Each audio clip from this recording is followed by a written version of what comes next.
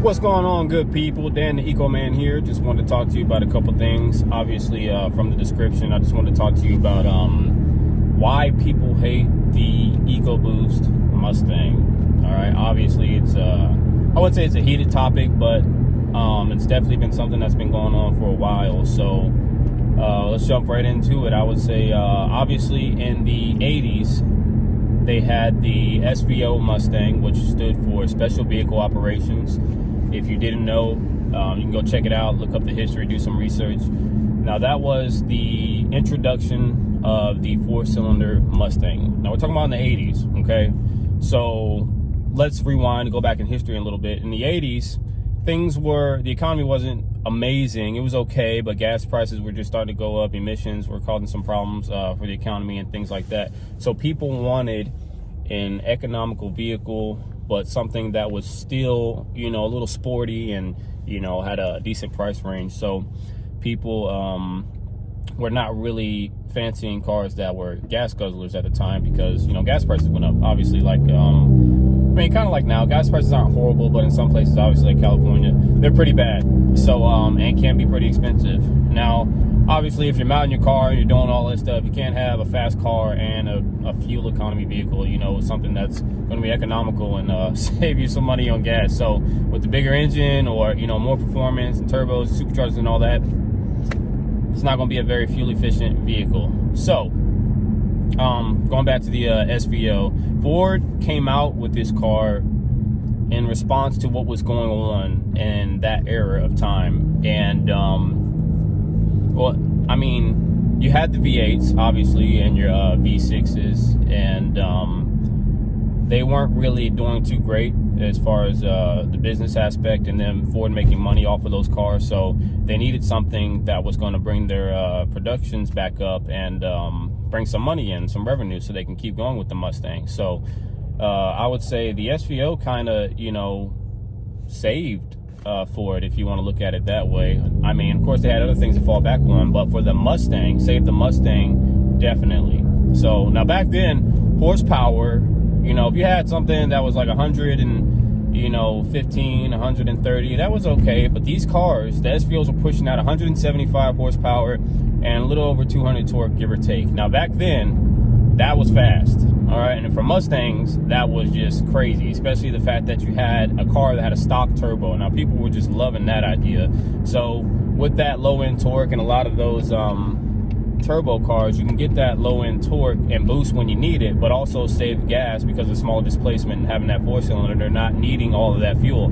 So that was a great move by them, and it pushed everything in the right direction like they suspected it did, and people were loving that car, and it was an amazing vehicle. Now, so going back to now, in 2015, 2017, when they reintroduced the Ecoboost, it was just blowing their minds, and, they couldn't fathom that there would be a four-cylinder engine in a freaking Mustang. I mean, come on now. But, hey, people just didn't like it, so they were like, oh my gosh, how could you do that? Now, nowadays, we're spoiled, You got cars that are pushing 700-800 horsepower stock, off of production. And if you got the money, you can get you one. I mean, why not? So, but Ford's response again, they needed an economical car that could provide another option, so to speak. They're all about options. Obviously, when you go to get your car, you can get all these appearance packages and performance packages and all that stuff. They needed something that was going to be a good median for the person that didn't need all that rumble, that noise, and, aggressive driving and all that. So, came out with the Ecoboost again. And again, great fuel economy, very affordable, and again, you're getting that stock turbo, so a lot to play with as far as mods and things like that for the person that's into that kind of stuff. And Ford had this stuff in mind. So in the lineup, you had the V6, the 2.3 liter four-cylinder engine, and the 5.0. So now keep this in mind. Ford knows we love our cars, we love our Mustangs, and we love to mod them. Trust me, they know this. They keep that in mind. So they're always going to leave a little bit on the table, sometimes more than a little bit, and give us some room to play with our cars because they know how much we love to, everybody wants horsepower and torque. So they're going to give us that room. Now, at the same time, you got to be safe, obviously. But going back to why people hate the Ecoboost. I would say, if anything, the sound. All right. Me personally, I've never been crazy for the aggressiveness, the growling, and, you know, the loud rumble. I mean, obviously it sounds great. You know, superchargers, turbochargers, and big V8 engines, they sound great. I don't hate them. I've just never been about like that. That's what only matters to me. To me, it's more of performance. How can I drive this car? Will this car perform the way I need it to when it comes down to it, on the drag strip, on the track, or whatever, you know, whatever I'm going to use the car for. That's what's important to me. So, you know, of course, adding a little bit of volume and aggressiveness and some exhaust is great, you know, but like I said, that's not what's important to me. This is my personal preference. So for most people, though, when you got these V8 owners and people that don't understand the 4-cylinder engine, they're gonna just, you know, if they're gonna complain about anything, it's gonna be the sound. Obviously, it's a Mustang, right? We love Mustangs. It comes from Ford. It's the real deal. So it's a Mustang. I mean, but you got that engine in there, and people just are gonna be upset about it. Now, like, we're going on 4 years now. You know, people are still talking about this, so that's why I'm throwing this up there. So somebody got pulled over here. So with the sound, now there's things you can do about that. Obviously, no matter what you do and what exhaust setup you go up with, it's not going to sound like a V8. I mean, it's a 4-cylinder engine, it's just not. But you got to also understand the reason these cars are sounding the way they do. A lot of it is how they set up the engine and what they did with the turbo. So the turbo is bolted to the engine and the exhaust comes after the turbo. In traditional engines, if you want to add a turbocharger, procharger, or whatever, you got to set that up and find a good spot to mount it, and then, you know, set up your intake and all that. But you still traditionally will have your exhaust routed to the engine. Now, if that would be the case in these cars, I don't know, obviously, because they haven't done it.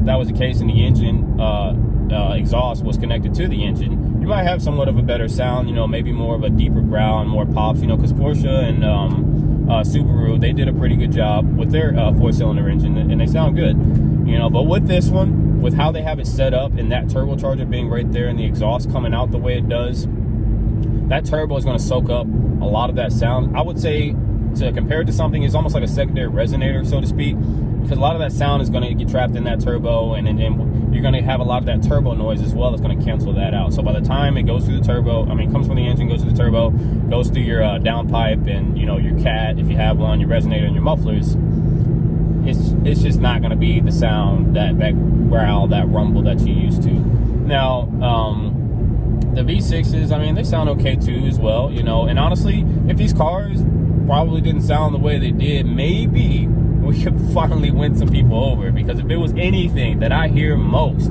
it's not the look of the car, because I mean, it's the same look minus the grille, you know, and some other minor details, the sound. All right, so that would probably be the #1 reason that people just do not like this car.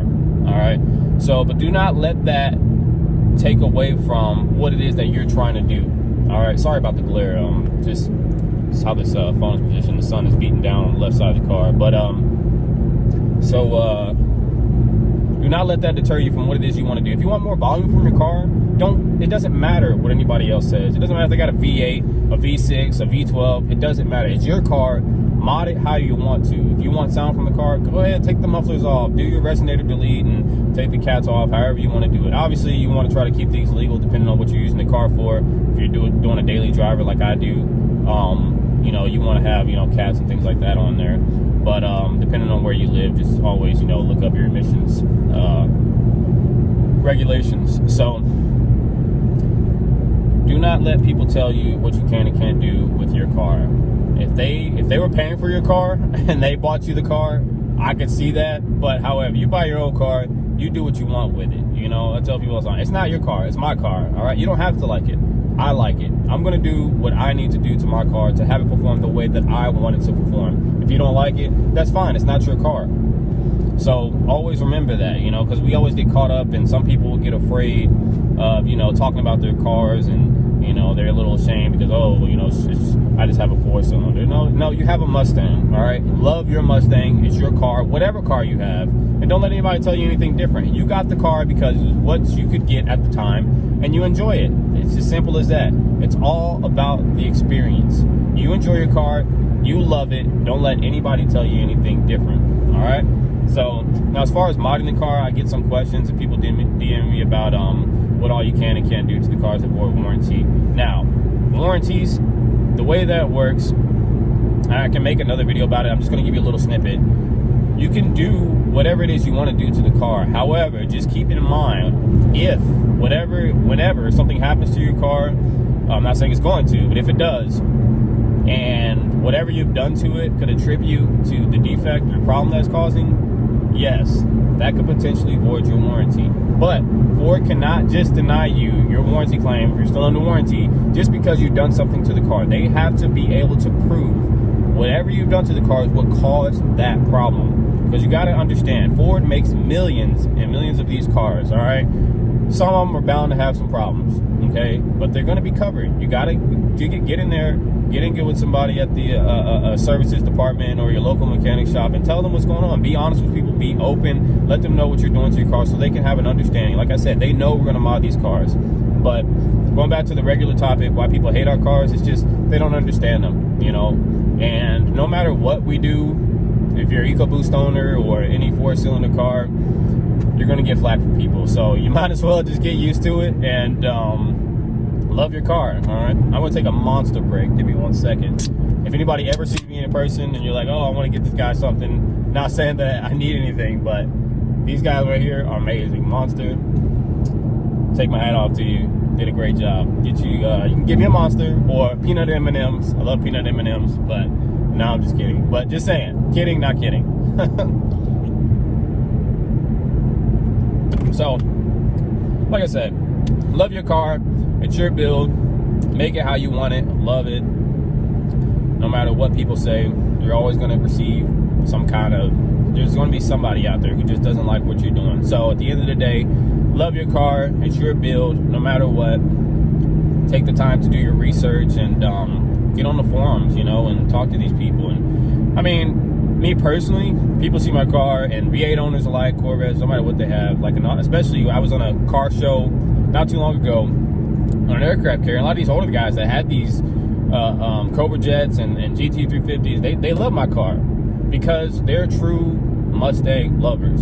People that love the Mustang in general, it doesn't matter what kind of engine it has in it, they love it and they respect it because they know what Ford is about with these cars. So no matter what, don't listen to the haters, all right? As they say, you know, haters are gonna hate. So with that being said, love your car. Once more, do whatever you want to do with it. Peace.